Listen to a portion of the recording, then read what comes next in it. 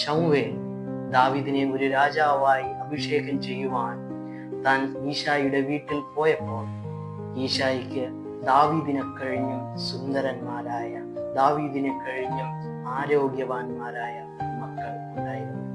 എങ്കിലും ദൈവം ദാവീദിനെ ഒരു രാജാവായി തിരഞ്ഞെടുത്തുവെങ്കിൽ, അഭിഷേകം ചെയ്തുവെങ്കിൽ അതിന് കാരണം ദാവീദിന്റെ ഈ താഴ്മയുള്ള ഈ മനോഭാവങ്ങൾ തന്നെയാണ്.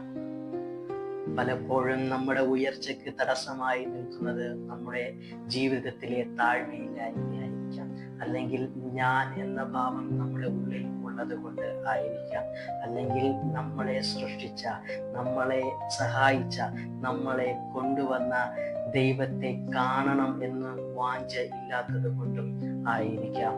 വചനം നമ്മളെ കൃത്യമായി ഇങ്ങനെ പഠിപ്പിക്കുന്നു, തന്നെത്താൻ താഴ്ത്തുന്നവനൊക്കെയും ഉയർത്തപ്പെടും.